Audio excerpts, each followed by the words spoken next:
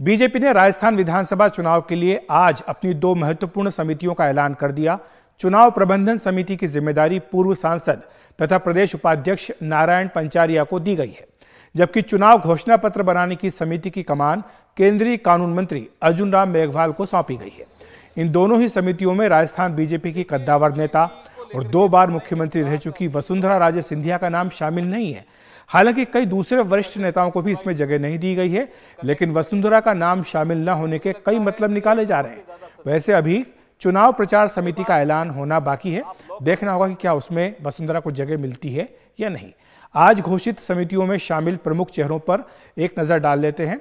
आज चुनाव संकल्प पत्र समिति बनाई गई है, यानी मैनिफेस्टो कमेटी। इसकी कमान केंद्रीय कानून मंत्री अर्जुन राम मेघवाल को सौंपी गई है।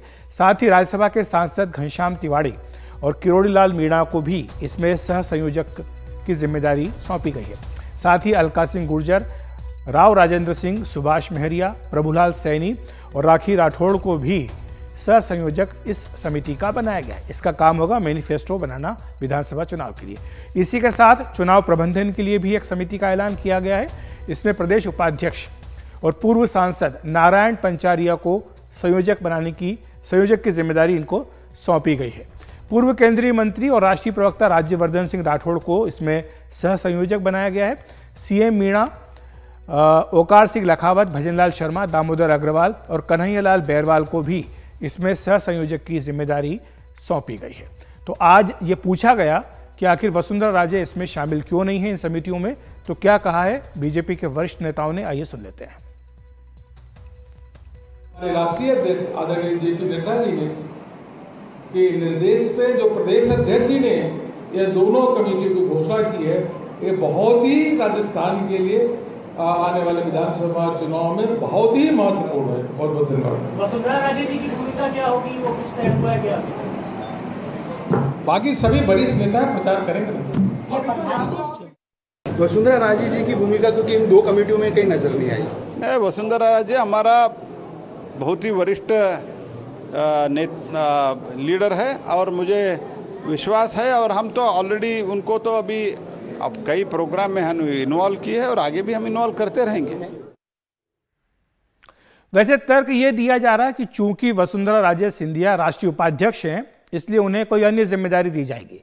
लेकिन पड़ोसी राज्य मध्य प्रदेश की बात करें तो वहां पर भी इसी तरह की चुनाव प्रबंधन समिति बनाई गई। वहां पर कद्दावर नेता केंद्रीय मंत्री नरेंद्र सिंह तोमर को इसकी कमान दी गई है। मध्य प्रदेश चुनाव प्रबंधन समिति कमान जो कुछ दिनों पहले घोषणा हुई थी, नरेंद्र सिंह तोमर को यह जिम्मेदारी सौंपी गई है। और इस कमेटी में मध्य प्रदेश में जो समिति बनाई गई है चुनाव प्रबंधन की, उसमें प्रदेश अध्यक्ष वीडी शर्मा है, मुख्यमंत्री शिवराज सिंह चौहान को भी इसमें रखा गया है। साथ ही राष्ट्रीय महासचिव कैलाश विजयवर्गीय और कई केंद्रीय मंत्रियों को भी मध्य प्रदेश की चुनाव प्रबंधन समिति में रखा गया है। तो यानी यह सवाल उठता है कि अगर मध्य प्रदेश में प्रबंधन समिति में तमाम वरिष्ठ नेताओं को रखा जा सकता है, तो फिर राजस्थान में वरिष्ठ नेताओं को बाहर क्यों रखा गया है? तो राजस्थान की समिति में वसुंधरा समेत कई बड़े नेता हैं, इनको जगह नहीं मिली है। यहाँ पर वसुंधरा के अलावा अगर हम नेता प्रतिपक्ष की बात करें, राजेंद्र राठौड़, उपनेता सतीश पुनिया, इन्हें भी जगह नहीं मिली है। प्रदेश अध्यक्ष गजेंद्र सिंह सीपी जोशी और केंद्रीय मंत्री गजेंद्र सिंह शेखावत ये भी समिति में शामिल नहीं किए गए। तो इसीलिए सवाल उठ रहा है कि क्या बाद में इन्हें किसी दूसरी समिति में रखा जाएगा। वैसे बीजेपी के सूत्र ये इशारा कर रहे हैं कि राजस्थान में इस बार पार्टी बिना किसी मुख्यमंत्री उम्मीदवार के ही चुनाव मैदान में उतरने जा रही है। ये वसुंधरा समर्थकों के लिए झटका है, क्योंकि वो ये मान करके चल रहे हैं कि वसुंधरा तीसरी बार सीएम बनेगी। बीजेपी सामूहिक नेतृत्व में और पीएम मोदी के चेहरे पर ही चुनाव मैदान में उतरना चाह रही है। यही कारण है कि राज्य में निकाली गई आक्रोश यात्राओं की कमान भी अलग अलग नेताओं को दी गई है।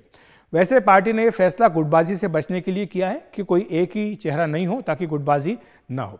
चुनाव के बाद अगर पार्टी जीतती है तो मुख्यमंत्री का फैसला किया जाएगा। सीएम के लिए पार्टी में कई दावेदार हैं और इसीलिए गुटबाजी जोरों पर है।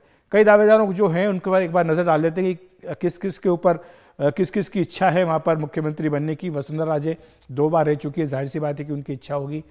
ओम बिरला लोकसभा के अध्यक्ष हैं, कद्दावर नेता हैं, कोटा से सांसद हैं। गजेंद्र सिंह शेखावत केंद्रीय मंत्री हैं, ये भी जोधपुर से सांसद हैं। इसके अलावा राजेंद्र सिंह राठौड़ जो कि इस वक्त विधानसभा में नेता प्रतिपक्ष हैं। सतीश पुनिया जो कि बीजेपी के प्रदेश अध्यक्ष रह चुके हैं और इस समय उपनेता हैं। राज्यवर्धन सिंह राठौड़ जो केंद्र में मंत्री रह चुके हैं, इनका भी नाम इसके लिए लिया जा रहा है। और साथ ही सतीश पुनिया जिनका हमने जिक्र किया कि अभी उपनेता हैं, सुनील बंसल जो कि केंद्र में महासचिव हैं, कद्दावर नेता हैं, उनका नाम भी एक तरह से चलाया जा रहा है। तो ये सारे नेता हैं जो इस दौड़ में शामिल हैं, तो इसीलिए ये जो लड़ाई है राजस्थान की, ये काफ़ी महत्वपूर्ण हो जाती है। हमारे साथ इसी पर चर्चा करने के लिए राजस्थान से वरिष्ठ पत्रकार अनिल शर्मा जी जुड़ रहे हैं। अनिल जी, आपका बहुत बहुत स्वागत है एनडीटीवी इंडिया पर। आप इस खबर को किस तरह लेते हैं कि वसुंधरा इन दोनों समितियों में नहीं है? हालांकि हमने ये कहा कि अन्य नेता हैं वरिष्ठ, उन्हें भी शामिल नहीं किया गया है, लेकिन क्या यह संकेत है, जिस तरह से हमने सुना अरुण सिंह को, प्रहलाद जोशी को, कि वसुंधरा जी वरिष्ठ नेता हैं, प्रचार करेंगी, तो क्या यह संकेत दिया जा रहा है कि अब कोई सीएम कैंडिडेट नहीं होगा, वसुंधरा जी बाकी नेताओं की तरह एक नेता है? मैसेजिंग तो अखिलेश जी, अगर आप देखें पूरा, आपने नाम भी पढ़े अभी, और इसमें से ज्यादा दोनों समितियों में जो आपने नाम देखे होंगे वो वसुंधरा गुट के नहीं है। अगर आप देखें तो वो ज्यादातर दूसरे गुट के हैं, वसुंधरा गुट पे नहीं आते।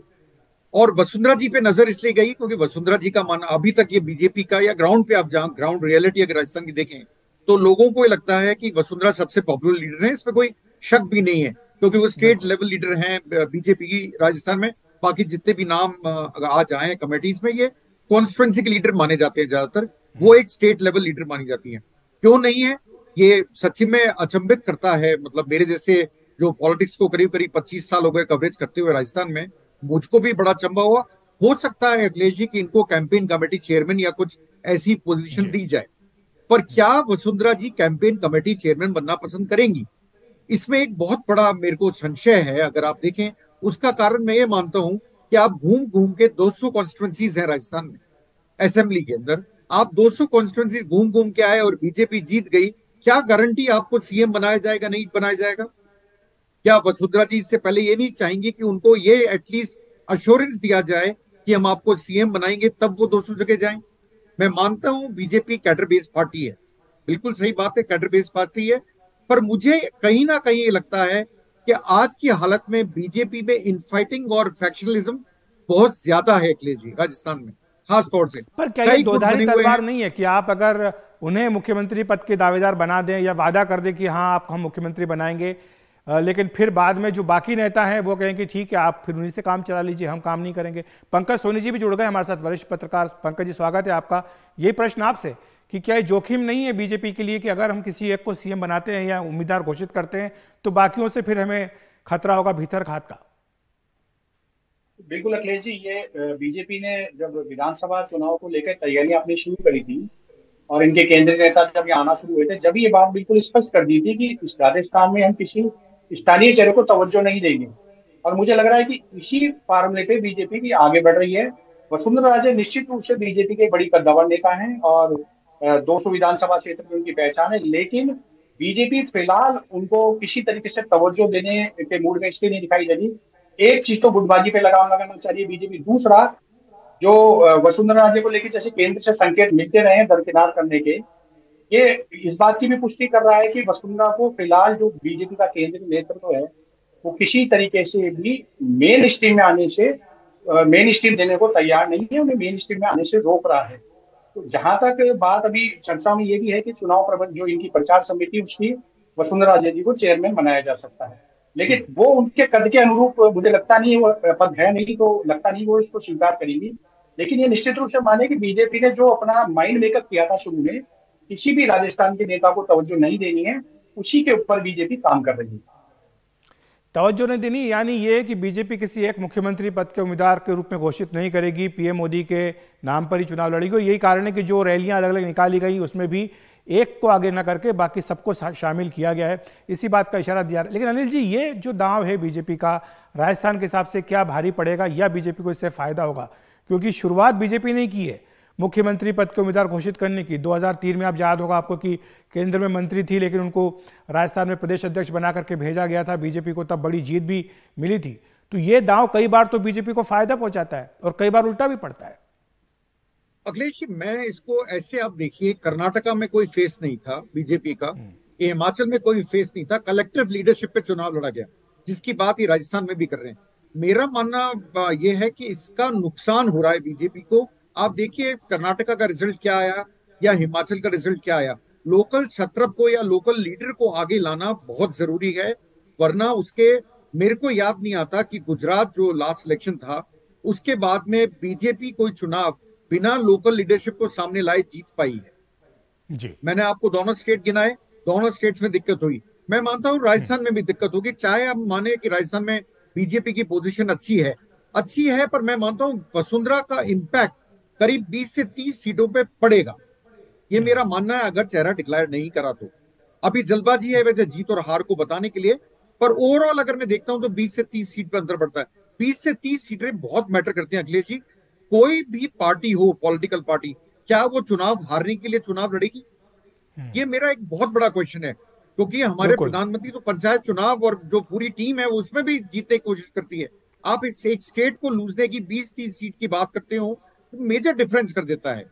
और शायद अनिल जी, मैं जाते जाते पंकज जी के पास चलता हूं, मेरे पास समय की थोड़ी कमी है। पंकज जी, आज बीजेपी ने छत्तीसगढ़ के, मध्य प्रदेश की अपनी पहली सूची जारी कर दी, संभावना कि राजस्थान में भी वो ऐसा ही करें।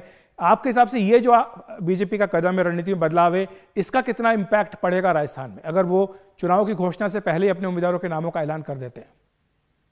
देखिए, मुझे लग रहा है कि राजस्थान में भी इस सिचुएशन में नहीं आई बीजेपी की अपने कैंडिडेट्स को घोषित करे।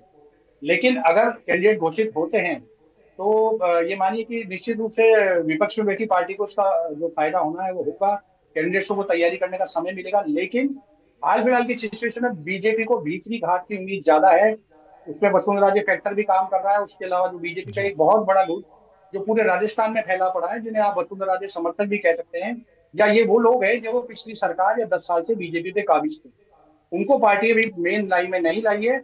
अगर बीजेपी टिकट यहाँ घोषित करती है तो उनसे भीतरी घात की पूरी संभावना है। तो मुझे लगता नहीं कि राजस्थान में ये टिकट घोषित करने में भाजपा कोई जल्दबाजी करेगी।